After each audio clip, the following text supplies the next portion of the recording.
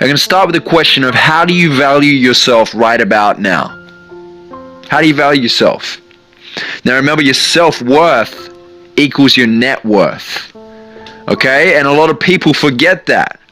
You need to work for your future if you want the good life. Okay? And here's the sting. No one can possibly predict their future. You can't. It's impossible. But the awesome thing is that we can actually get pretty damn close to it. And we can do this by planning, by believing, and by achieving whatever it takes to make it the way that we want it to be. You have the power's in your hands. Now, if I was to ask you right now to write down who you are and what you're capable of, I would say there's a high 90% chance that you're probably going to go small on yourself. Yeah, you're going to think it may be big and may be awesome, but the truth is that most people base who they think they are and what they're capable of the references of their past. And those very thoughts may be the negative forces or the negative experiences that it may very well be holding you back right now. Okay? What do you believe you're worth? Because your net worth in life matches what you believe you're worth. And your beliefs and habits strongly determine your financial success. They really do. Right? We spoke about casting your vision a few weeks back. And if you have no vision for your future, you'll be a slave to your past. So I want you to write down right now, why do you believe that you should have the outcomes that you desire? Get a pen and a pad out and write down why you believe that you should have the outcomes that you desire. I think a lot of people are writing their goals out, right? They write it out, these big audacious goals and their short-term goals. But why do you believe that you should attain those goals? Why are you worthy of those goals? Get crystal clear on that, right? Why should you have that vision that you're dreaming of right now? What skills do you have to make this happen? And what habits are needed to be in place to make this happen? Alright, get crystal clear on this. Because what will happen is, you'll say something like, I'm worth $1 million. But your subconscious program will tell you, well, wait a minute, are you? I don't know yet. Do you have the skills? Do you have the habits? Do you have the unwavering belief? Right? It's not stupid. And this is why a lot of people don't fulfill their dreams. Because they're not congruent with their underlying beliefs. Right? Their words, their goals aren't congruent with who they really believe that they can become. And if this is you, if you're struggling with this right now, it's because your words in your superconscious mind, I learned that from Deepak, are in opposition. Okay, so get clear until this feels right in your body. So clear that when you say it, there's a massive wave of belief behind it. Right? Because you put the work in to learn the skills. And you have no doubts because you've solidified the right habits to stay persistent. And your brain's already becoming wired for the person that you need to become to get there. Right? There's actually an Aussie psychologist by the name of Alan Richardson who experimented with 3 large groups of these basketball players, right? And he was testing them on their ability to make their free throws. And he took them all out and he actually recorded the performance of their first day. Right? So we had the first group which practiced for 20 minutes every day for 20 days. Okay, he had the second group that didn't practice at all. And then he had the third group that practiced visualizing for 20 minutes every day leading up to that 20 days.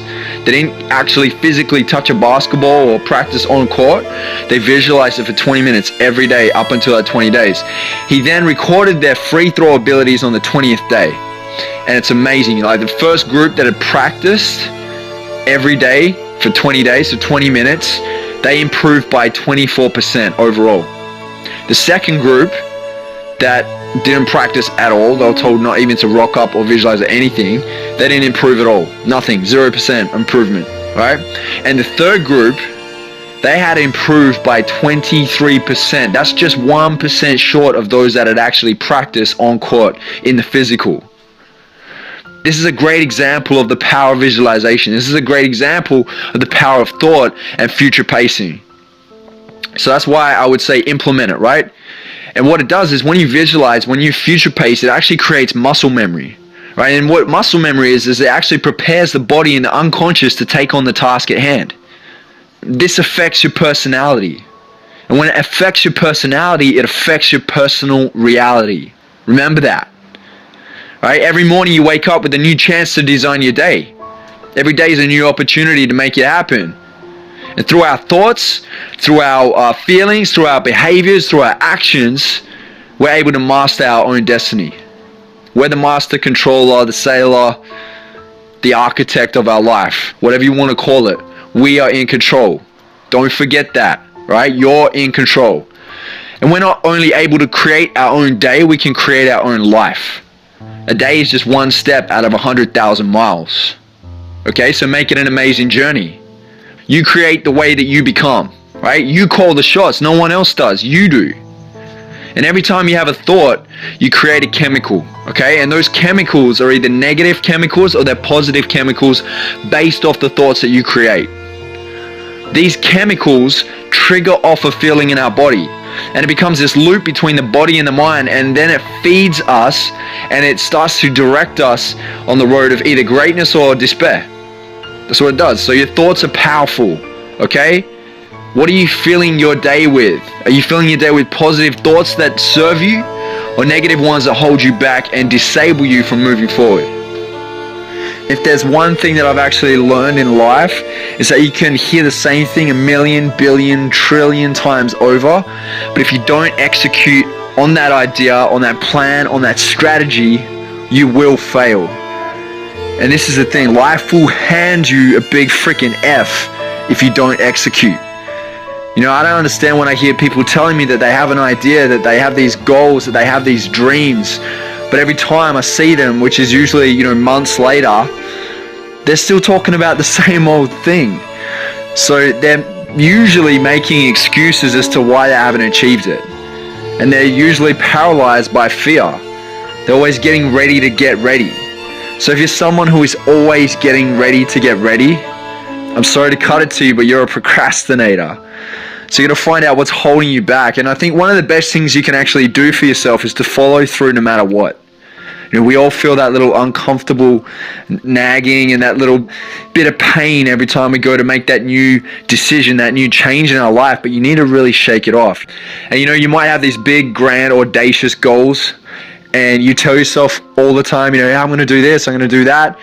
Saying it and just starting it but not following it through, that is still procrastination. Alright, so you need to practice. You need to practice with willpower. You need to practice with discipline. You need to have the focus if you want to make it across that finish line at the end of the day. And you know what? I've put things on the back burner before. You know, I used to do that. I used to be that guy that said I'm going to do this and that, and I never followed through. And I don't do it anymore. I commit. I'm all in. I'm 100%. And I'm smart about my commitments too. You know, you never want to overcommit. We talked about it yesterday, having that high EQ, that high emotional intelligence, is that you don't overcommit. You get good at saying no. And when you do commit, you want to treat it like it's a marriage.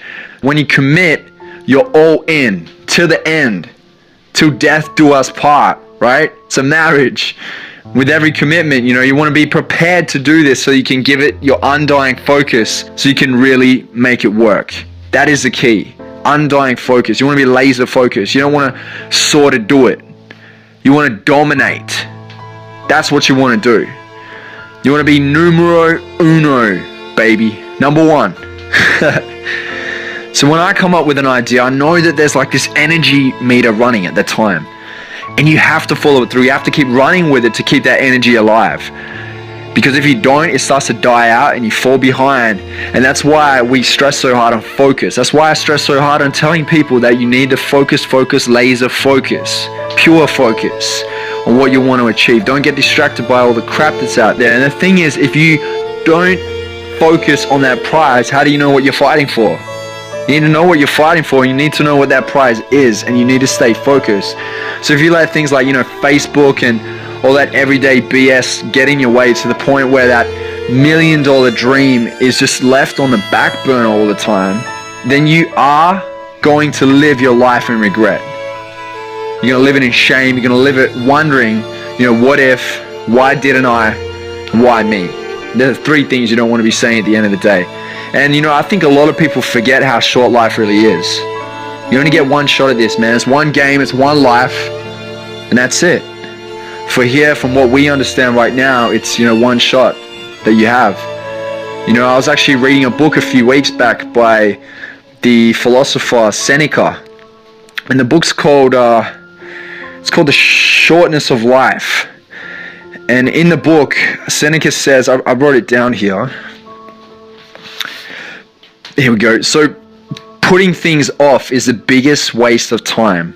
It snatches away each day as it comes and denies us the present by promising the future. Wow. And he also says the present is short, the future is doubtful, and the past is certain. There's powerful words right there. And look, I don't know about you guys, but I've been to way too many funerals lately to be putting anything off anymore. I've had quite a few people around me die lately, and it's not fun, I tell you that. And I think another thing that we tend to do way too much is that we tend to focus on the minor things. We play the small game way too often. And if you look at people like, Donald Trump, Oprah Winfrey, Steve Jobs, Richard Branson, all these high achievers, they say the same thing. They say, think big. These guys live it. They think big. They build big towers and they make big things happen. And the thing is, too many people are worried about their makeup, what they look like, and how many likes they have on their Instagram pics, or how many comments they have. These are the minors. And if you focus on the minors, you're going to be left with the bare minimum, and that's the truth. But if you focus on the majors, you're going to get the big hits. It's simple math, right? Do your math. Where is your thermostat at? And I'm not talking about financial thermostat, but I'm talking about your happiness thermostat, your experience thermostat, your love thermostat. Are you taking each of these thermostats to level 10? Or are you just playing this halfway on some level and something else you're kind of just doing it on 2 or 1? Or are you getting sidetracked by society's insecurities like reality TV shows or even, commercial products and things like that are out there? That other people are actually making major money on, by the way. Not you, them. So do you know what your musts are to peak that level of your thermostat? Do you know? Something that I heard neuroscientist, life coach, author John Assaraf say recently in an interview. He asked the question of, are you playing at a kindergarten level?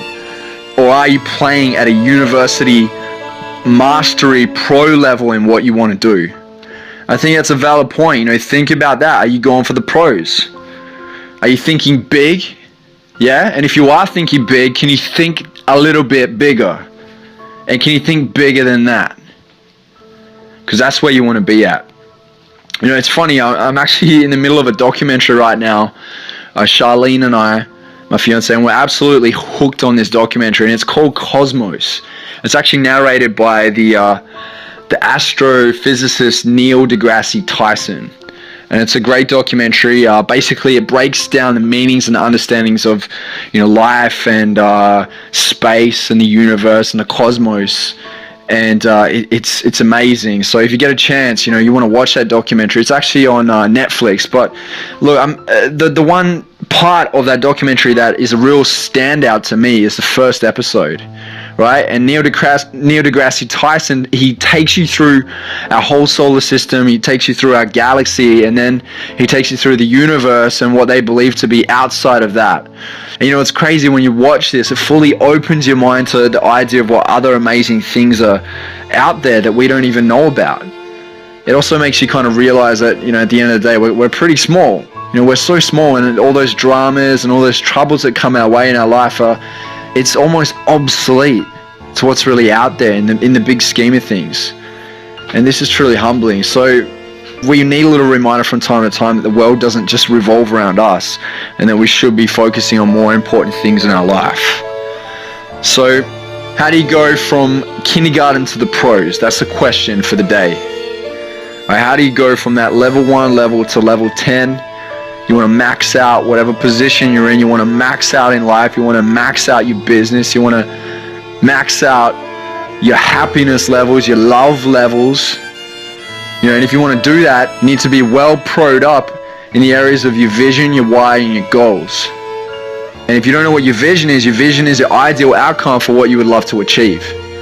And then you got your why, which is your burning desire for you to reach that vision. It's basically, your motivation. It pulls you, it inspires you to get there. And people are either pulled by two different things: desperation or inspiration, pain or pleasure. Work out your why. Why do you need to reach this vision? Why is it so important to you? And what you want to do is you want to go 5 levels deep with it to really find out why. And then goals, the third thing, obviously everyone knows what goals are. Write it down, make it happen. To keep it plain and simple. They're for your little short-term achievements. They're like the little pegs along the way. So don't get caught up too much on the little goals for too long. What you want to do is you want to reach that vision. Okay, so your goals are those little markers that get you there, where you platform from one goal to another to get you there. I'm just kind of warming you up and priming you for the majors here. Alrighty? So just remember this. If there's one key thing that I can stress to you, it's to practice being focused. Self-discipline is what's really going to get you there. And that's with any area of your life. Self-discipline to implement new habits, to learn, to meditate, to stop complaining. Right? And it comes down to a high level of focus on the positive, productive things that are going to inch you closer to your vision. So if you can learn to prioritize, plan, to be methodical in your approach to life, you will win. Alright, that's me for today. I hope you took a lot from this call. Make sure you get out there, kick ass, have a load of fun, and make your dreams happen. Bye. If you haven't already, make sure that you head over to morningmotivationcalls.com. I just launched the second series of the Morning Motivation Calls, which is 10 minutes every morning for the month of May of nothing but pure motivation, advice from world-class experts, high achievers, top leaders in a number of different industries that are sharing their success advice with you to inspire you, to empower you, to ride your day with momentum towards success. We'll be sharing advice on productivity, time management, charisma, being authentic, casting your vision, finding your why,